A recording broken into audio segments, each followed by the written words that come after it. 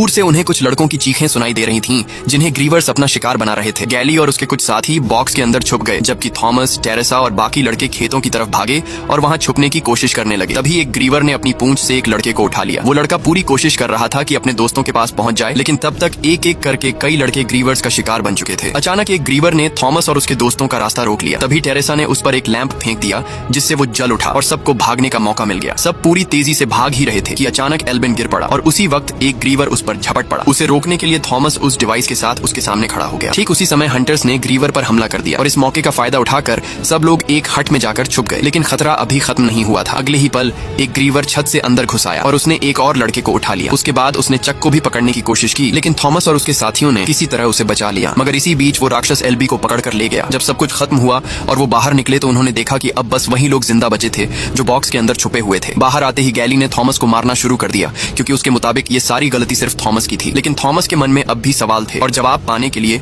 उसने खुद को ग्रीवर के जहर से भरे इंजेक्शन से चुभा दिया। इंजेक्शन लगते ही वह वहीं बेहोश होकर गिर पड़ा और बेहोशी की हालत में उसे दोबारा वही सपना आया जिसमें वो खुद को एक लैब में देख रहा था, जहां टेरेसा उसके साथ थी और वहां कुछ लड़कों पर अजीब तरह के एक्सपेरिमेंट किए जा रहे थे। जब उसे दोबारा होश आया तो सिर्फ टेरेसा उसके साथ थी और तभी कुछ लड़कों ने उसे बताया कि उसकी गैर मौजूदगी में गैली ने सब कुछ अपने कंट्रोल में ले लिया था और साथ ही उसने सभी को यह विश्वास दिला दिया था कि इस सब में सारी गलती थॉमस की ही है। पर उनकी यह बात सुनकर थॉमस ने अपनी गलती को मान भी लिया, जिसके बाद उसने सभी को बताया कि असल में वह लोग किसी भूल भुलैया में नहीं है, बल्कि यह तो एक टेस्ट है जिसे पार करके उन्हें बाहर निकलना होगा और यह सब विकेट नाम की एक कंपनी अपने एक्सपेरिमेंट के लिए कर रही है। साथ ही थॉमस और टेरेसा भी एक वक्त पर विकेट के लिए काम करते थे। कुछ देर बाद थॉमस और टेरेसा को गैली के पास ले जाया गया, जो उस दीवार पर लिखे नामों पर कांटा लगा रहा था और अब गैली थॉमस और टेरेसा को वापस भूल भुलैया में भेजना चाहता था। पर उन्हीं में से कुछ लड़कों को अब लग रहा था कि शायद थॉमस को सच में बाहर निकलने का रास्ता पता है और इसी मौके का फायदा उठाकर थॉमस ने खुद को गार्ड्स की कैद से आजाद करा लिया और इधर मीनो ने अपना ब्लेड गैली के ऊपर तान दिया। इसके बाद थॉमस ने ऐलान किया